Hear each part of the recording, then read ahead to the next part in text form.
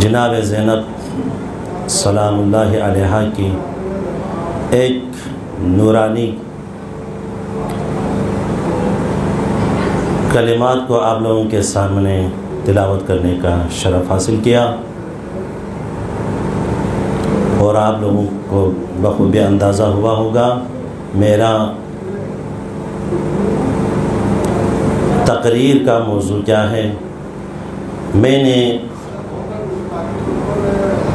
اپنے موضوع سخن کو چنا ہے کربلا کے بعد حضرت زینب سلام اللہ علیہا کا کردار۔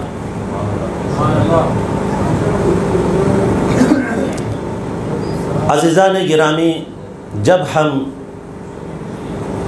بی بی زینب سلام اللہ علیہا کی حیات طیبہ کو دیکھتے ہیں تو سیدہ زینب ایک فرد نہیں بلکہ اپنے مقدس وجود میں ایک عظیم کائنات کو سمیٹے ہوئے نظر آتے ہیں۔ ایک ایسی کائنات جس میں عقل و شعور کی شمعیں اپنے مقدس کرنوں سے کاشانہ انسانیت کے در و بام کو روشن کیے ہوئے نظر آتے ہیں۔ عزیزان گرامی، بنی نوع آدم کو حقیقت کی راہ دکھانے کے خاطر جہاں جناب حوا، جناب آسیہ، جناب حاجرہ، جناب ختیجہ اور سیدہ طاہرہ حضرت فاطمہ الزہرا سلام اللہ علیہا کی شخصیت انسان کو حقیقت کی راہ دکھانے کے خاطر نمایاں نظر آتی ہے، اور نمایاں بن کر نظر آتی ہے، وہاں جناب زینب بھی اپنے باپ کی زینت بن کر انقلاب کربلا کے پرچم کو اٹھائے ہوئے آواز حق و باطل، آواز ایمان و کفر، آواز عدل و ظلم، آواز عدل و ظلم کے ذریعے سے ایک نمونہ عمل نظر آتی ہے۔ عزیزان گرامی، حضرت زینب سلام اللہ علیہا نے اپنے وجود مبارک کے ذریعے سے انقلاب کربلا کو، جو عظیم قربانی ابا عبداللہ الحسین نے کربلا کے میدان میں دیا تھا، اس بڑے معرکے میں جناب زینب نے اپنی شرکت کے ذریعے سے انقلاب کربلا کو رہتی دنیا تک کے لیے مثالی بنا دیا۔ حضرت زینب سلام اللہ علیہا اپنے دور کے ظالم اور سفاک ترین افراد کے سامنے بہت دلیری کے ساتھ اپنے اسیری کی پرواہ کیے بغیر مظلوموں کی حمایت کے لیے، مظلوموں کی دفاع کے خاطر اسلام کی حقانیت کا پرچم اٹھائے ہوئے حضرت زینب سلام اللہ علیہا نے دربار میں، بازاروں میں ایسے ایسے خطبات دیے اور ظالم اور جابر حکمرانوں کو بے نقاب کر دیا، جس کی مثال تاریخ میں نہیں ملتی۔ عزیزان گرامی، جب 11 محرم کو اہل بیت علیہ السلام کا قافلہ کربلا سے کوفہ کی طرف روانہ ہوئے تو اہل بیت علیہ السلام کے امور کے باغدور چونکہ امام زین العابدین کے ہاتھ میں تھی اور قافلہ سالار تھی جناب زینب۔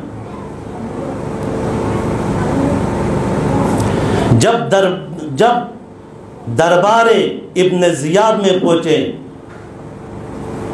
تو سید ابن طاووس روایت کرتے ہیں جب یہ اسیروں کا قافلہ دربار ابن زیاد میں لایا گیا تو اس وقت ابن زیاد نے اذن عام دیا، یعنی تمام لوگوں کو اذن عام دیا دربار میں داخل ہونے کے لیے، اور دربار ابن زیاد کھچا کچ بھرا ہوا تھا۔ اس وقت ابن زیاد ملعون آ کر اپنے تخت پر بیٹھ گئے اور آپ اور میرے مولا ابا عبداللہ الحسین علیہ السلام کے سر مبارک کو ابن زیاد ملعون کے سامنے رکھ دیا گیا، اور ابن زیاد نے اسیروں کو داخل کرنے کا حکم کر دیا۔ اس وقت اسیروں کو جب دربار ابن زیاد میں داخل کیا گیا تو روایت کا جملہ ہے فجلست زینب بنت علی متنکرۃ، جناب زینب بیویوں کے درمیان بے شناختہ طور پر بیٹھ گئی، یعنی اس طرح سے بیٹھی کہ کوئی پہچان نہ پائے۔ عزیزان محترم غور کیجئے، کوفہ ہے، شہر کوفہ ہے، دربار ابن زیاد ہے، 20 سال یہاں پر بابا کی حکومت رہی ہے۔ جناب زینب اسی کوفے میں قرآن کی تفسیر دیا کرتے تھے۔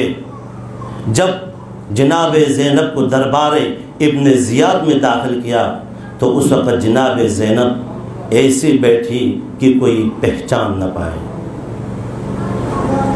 عزیزان گرامی، جب ابن زیاد کی نگاہ جناب زینب پر پڑی تو اس وقت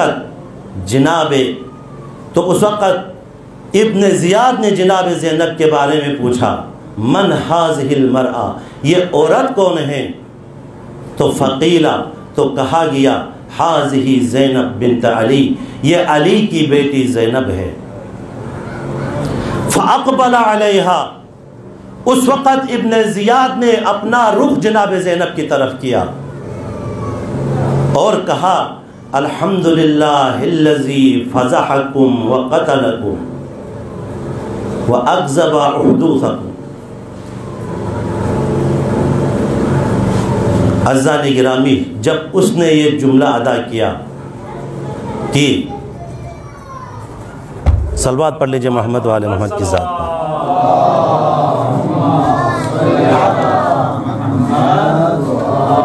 نعرہ تکبیر، نعرہ رسالہ، نعرہ رسالہ، نعرہ حیدری، نعرہ دیگر صلوات۔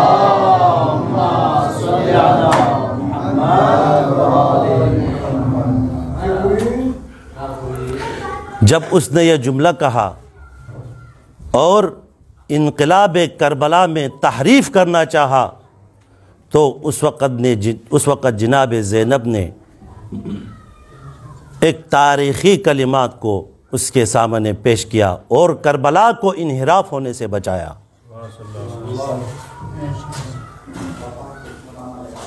کیا کہا اس نے؟ الحمدللہ۔ دیکھیں عزیزان محترم، یہ حمد کس کی کر رہا ہے؟ اللہ کی حمد کر کے لوگوں کو دھوکہ دینا چاہ رہا ہے۔ دیکھو یہاں پر دو حمدیں ہیں، ایک حمد جناب زینب نے اپنے خطبے میں کی ہے اور ایک حمد ابن زیاد کر رہا ہے۔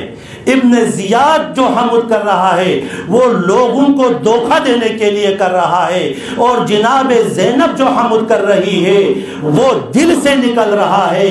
بائی کا کٹا ہوا سر نگاہ کے سامنے ہے، پھر بھی زینب یہ کہتی ہوئی نظر آتی ہے خداوندہ میں تیرا شکر ادا کرتا ہوں۔ ان دونوں حمدوں میں فرق ہے عزیزان محترم۔ ابن زیاد کا جو حمد ہے وہ لوگوں کو دھوکہ دینے کے لیے ہے. جناب زینب جو حمد کر رہی ہے وہ دل سے نکل رہی ہے. جب اس نے یہ جملہ کہا تو اس وقت جناب زینب نے کہا فقالت زینب بنت علی. صلوات پڑھ لیجئے محمد وآل محمد کی ذات پر.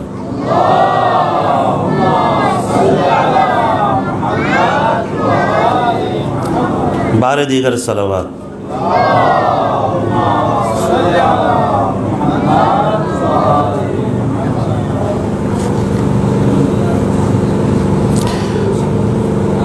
پر محمد وآل محمد صلوات.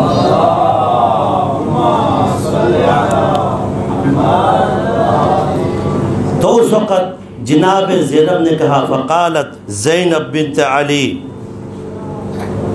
انما یفتضح الفاسق ویکذب الفاجر وهو غیرنا. اے ابن زیاد، جو فاسق ہے، اے ابن زیاد جو فاسق ہے وہ رسوا ہوتا ہے، اور جو فاجر ہے وہ جھوٹا ہوتا ہے. وہ ہم نہیں، وہ ہمارا غیر ہے. دیکھیں عزیزان محترم، یہاں پر جناب زینب کردار ادا کرنے آئی ہوئی ہے. کس طرح سے جناب زینب نے اپنا کردار ادا کیا. ظالم کے دربار میں خود ظالم کو رسوا کر کے رکھ دیا.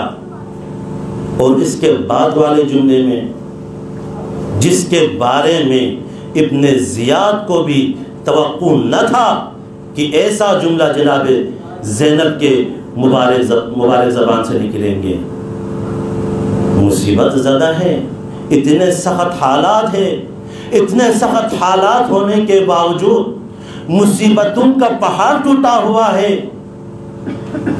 ابن زیاد کو یہ توقع نہ تھا کہ جناب زینب کے زبان سے ایسا جملہ نکلے. کیا کہا ابن زیاد نے؟ ابن زیاد نے کہا اے زینب کیف رأیتی صنع اللہ بأخی وأہل بیتی. اے زینب، کیا تو نے نہیں دیکھا کہ خدا نے تمہارے بھائی کے ساتھ کیا کیا؟ معاذ اللہ من ذالک. خدا نے تمہارے بھائی کے ساتھ کیا کیا، تمہارے اہل بیت کے ساتھ کیا کیا. جب اس نے یہ دھوکہ دینا چاہا، لوگوں کو گمراہ کرنا چاہا، تو اس وقت علی کی بیٹی نے اپنے مبارک زبان سے ایسے جملے کو ادا کیے جس کا توقع ابن زیاد کو نہ تھا، اور رہتی دنیا تک کے لیے ابن زیاد کو ذلیل اور رسوا کر دیا. کیا کہا جناب زینب نے؟ ما رأیت الا جمیلا. ہم نے اللہ سے حسن و جمال کے سوا اور کچھ نہیں دیکھا. دیکھیں عزیزان محترم، یہ ہے جمال کربلا، یہ ہے جمال عاشورہ. جناب زینب جمال عاشورہ کو، جمال کربلا کو بیان کر رہی ہے. عزیزان محترم، ظاہر عاشورہ اور باطن عاشورہ میں فرق ہے. ظاہر عاشورہ کیا ہے، جمال عاشورہ کیا ہے، باطن عاشورہ کیا ہے. چند جملات جمال عاشورہ کے بارے میں آپ لوگوں کے سامنے پیش کرنا چاہوں گا. جمال عاشورہ یہ ہے عزیزان محترم، جلتے ہوئے خیمے ہیں، خنجر ہے، تلواریں ہیں.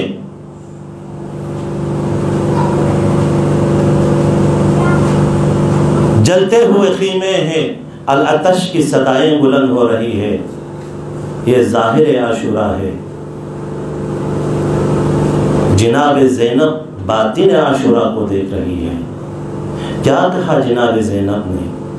ما رأیت الا جمیلا، ہم نے اللہ کی طرف سے سوائے جمال اور خوبصورتی کے علاوہ اور کچھ نہیں دیکھا۔ دیکھیں عزیزان محترم، ایک شب عاشور میں کتنے جمال چھپا ہوا ہے۔ جناب زینب اس جمال کو دیکھ رہی ہے۔ جمال عاشورہ کیا ہے؟ جمال عاشورہ یہ ہے کہ خیموں میں العطش العطش کی صدائیں بلند ہو رہی ہے، لیکن انہی العطش العطش کی صداؤں کے درمیان تسبیح و تحلیل کی آوازیں آ رہی ہے۔ یہ جمال عاشورہ ہے۔ انہی العطش العطش کی آوازوں کے درمیان اصحاب اپنے آپ کو قربانی کے لیے پیش کر رہے ہیں، اور اصحاب یہ کہتے ہوئے نظر آتے ہیں کہ کل ہم نے اپنی جان کو قربان کرنا ہے، اہل بیت پر کوئی زخم بھی نہیں آنے دینا ہے۔ یہ جمال عاشورہ ہے عزیزان محترم۔ جمال عاشورہ اور کیا ہے؟ عباس علمدار بنی ہاشم کے جوانوں کو جمع کر کے یہ کہہ رہے ہیں کہ یہ لوگ ہمارے مہمان ہیں، ان کو کچھ نہ ہونے پائے، کل ہم اپنی جانیں قربان کر دیں گے۔ یہ جمال عاشورہ ہے عزیزان محترم۔ جمال عاشورہ کیا ہے؟ 13 برس کے بچے ہیں، 13 برس کے بچے کو کل مقتل میں جانے کے لیے تیار کیا جا رہا ہے۔ یہ کربلا کا درد ضرور ہے عزیزان محترم، لیکن اس میں جمال، اس کا جمال بھی دیکھے۔ اس میں جمال کیا ہے؟ وہی 13 سال کا بچہ یہ کہتا ہوا نظر آتا ہے، الموت الموت عندی احلی من العسل، موت میرے نزدیک شہد سے بھی زیادہ میٹھا ہے۔ یہ جمال عاشورہ ہے عزیزان محترم۔ جمال عاشورہ کیا ہے؟ 6 ماہ کے بچے کو ابا عبداللہ الحسین اپنے ہاتھوں میں لے کر فوج اشقیاء سے پانی طلب کر رہا ہے، لیکن عزیزان محترم پانی کے بدلے میں تیر آتے ہیں اور اس بچے کو قتل کر دیا جاتا ہے۔ لیکن امام عالی مقام یہ کہتے ہوئے نظر آتے ہیں، خداوندا ہم تیرے حکم پر راضی ہے۔ یہ ہے جمال عاشورہ۔ عزیزان محترم، جلتے ہوئے خیمے، درد ضرور ہے، درد عاشورہ ضرور ہے، درد کربلا ضرور ہے، لیکن انہی جلتے ہوئے خیموں سے تسبیح و تحلیل کی آوازیں آنا، یہ جمال عاشورہ ہے۔ شب عاشور آپ دیکھیے، جب خیموں کو آگ لگا دی گئی، لیکن بیویاں خدا کی عبادت میں مصروف ہے۔ خیموں کو آگ لگا دینا یہ درد ضرور ہے عزیزان محترم، لیکن اتنے مصیبت آنے کے باوجود خدا کا شکر ادا کرنا یہ جمال عاشورہ ہے۔ 11 محرم کو جب بہن کے سامنے بائی کا لاش رکھ دیے جاتے ہیں، درد ضرور ہے عزیزان محترم، لیکن بیویاں اپنے بچوں کے لاشوں کے درمیان، اپنے بھائی کے لاشوں کے درمیان خدا کا شکر ادا کرتے ہوئے نظر آتے ہیں۔ یہ جمال عاشورہ ہے۔ شمر کا چلتا ہوا خنجر بہن کے سامنے، یہ درد کربلا ضرور ہے عزیزان محترم، لیکن انہی چلتے ہوئے خنجر کے درمیان سے یہ آواز آنا، الہی رضاً بقضائک و تسلیما لامرک لا معبودا لسواک، یہ کہتے ہوئے نظر آنا یہ جمال عاشورہ ہے عزیزان محترم۔ ایک شب عاشور میں کتنے جمال چھپے ہوئے ہیں عزیزان محترم، اس کو ہم درک نہیں کر پائے۔ جناب زینب اس جمال کو دیکھ رہی ہے جو کربلا کے میدان میں امام کے انصار نے اپنی کرداروں کے ذریعے سے پیش کیا تھا، اس جمال کو دیکھ رہی ہے اور کہہ رہی ہے کہ ما رأیت الا جمیلا، میں نے اللہ کے سوائے حسن و جمال کے اور کچھ نہیں دیکھا۔ اور قرآن مجید کی اس آیت کی تلاوت کی، ہؤلاء القوم کتب اللہ علیہم القتل فبرزوا الی مضاجعہم، یہ وہ لوگ ہیں جن کے مقدر میں شہید ہونا لکھ دیا گیا تھا، اللہ کی طرف سے شہید ہونا لکھ دیا گیا تھا، اور یہ لوگ خود چل کر اپنے مقتل گاہ کی طرف آئے۔ بس عزیزان محترم، پھر کبھی ٹائم ملا تو، پھر کبھی موقع ملا تو انشاءاللہ اسی گفتگو کو جاری رکھیں گے۔ بس آپ لوگوں کو زیادہ زحمت نہیں دینا چاہتے، چند جملے مسائل کے پڑھ کے آپ لوگوں کے زحمتوں کو تمام کرنا چاہتا ہوں۔ عزیزان محترم، جب امام مظلوم کربلا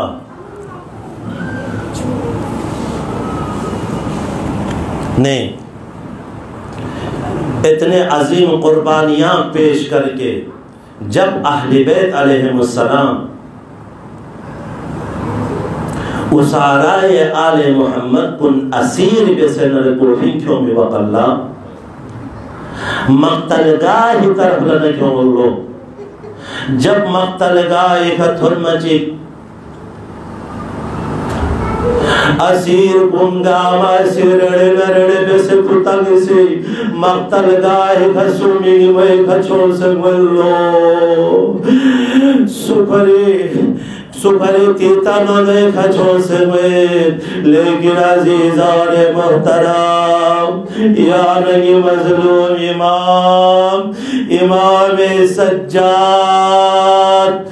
امام سجادی جنگل تو پر سنتا سے پیا لغپوں چین سے پیا لغپوں گیا فوزوں سے چین سے پیا زگامت پھر نمونہ دے سے چین سے پیا یا نگی امام وینچ شخص لو جب جناب سکینہ امام حالت پتھو مدارے جناب زینب لکا سلم اللہ ننچو چو زینب نیمی میں خبر بسی نیمی میں حالت پو غیر سو سے اللہ ننچو چو جب جناب زینب ہو سے جناب سجاد لگتت نارے چیت ہوئے جناب سجادی بینس ٹوپ تیار سگلو کا سلمی واللو ننچے میوت سجاد ننچے میوت یاگی سمیالا تسلیم ملے ننچے میوت یعنی دی حالت کو چاہر بنا رہے جناب سجار سسننگ سخشوہت پکڑے چیزر اللہ ننچو چویالت ہوما میرا فوج عشقی آسیبتی ناپاک میں پیچھی سمکور تب ویسے نی زینت عرش علا میت پی نی ببی جسم پو بے گور و کفر چھو بگیلو کھڑے اللہ دل چو نہ سجاد نوزاد میں نی ببیر بو دفن میں سے بایت پو اجرکم علی اللہ اجرکم علی الزہرہ عزیزان محترم جب جی قافلو دربار ابن زیاد تھنمنا جیسا کہ غیر تعالیٰ بیان بیس امام بھیاں پہ سر پو ابن زیاد سامنے اکسیت پیا ابن زیاد سی امام سر پو نت سے بے حرمتی بلو تنویچ کھرے امام مبارک دندان کلی گھتیا ہویا دوق اللہ پیغمبری صحابہ چکشا سید سو تے صحابہ ویسی ابن زیاد نلے سے مغاتب سو سے قسم ہوئے لے ابن زیاد چھاویسی دل تنولے لے واللہ غلق کئی بار تھومسو سے یا کھسے گا پیغمبری بیا پوسی بہت تخمیت پو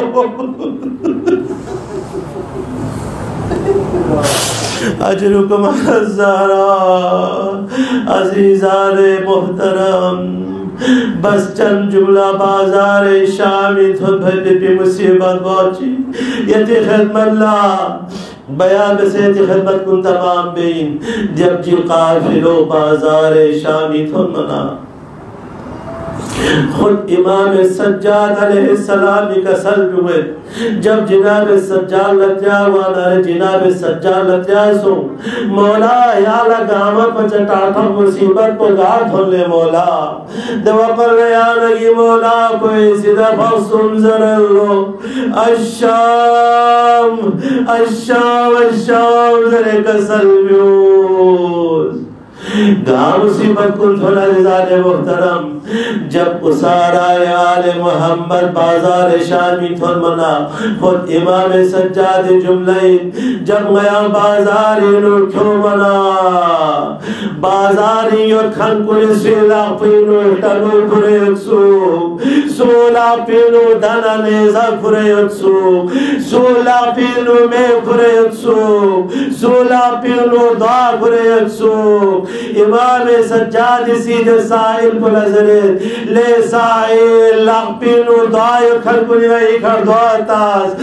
لاپینو شنگرے کھلکنے آئی کھر شیفاز دنا نیزہ کرے کھلکنے آئی کھر نیزہ فاز لاپینو میں کرے کھلکنے آئی کھر میں فاز لے سائل میں چگو سنگی تھوڑ پوئی کھا پوپ نا سجاد لہو ساتھ میں پاکی دے میولا تحمیت پر پو نی میوی کا پھوز نی تھوڑ پئی کا پھوزے نی تھوڑ پنا یہ ابا پوت سنگلے زائر لیکن اللہ وسعت مت پا دے میو میں لا تحمیت پر پو اجرکم الزارا جب دی اسیران کن یزید درباری نو داخل بیوزرے حکم گادرے یزیدی درباری طرف لکھلے نپا دوق اللہ جناب زینب سی بس غیت زحمت کن تمام بیس جناب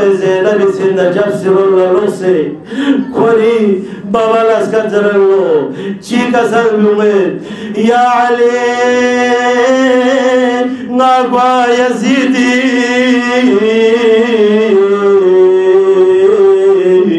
مجلس نور زینبا زشن جبلا دو بیسے رینچن ببی روست چلے تھن منا نامو سے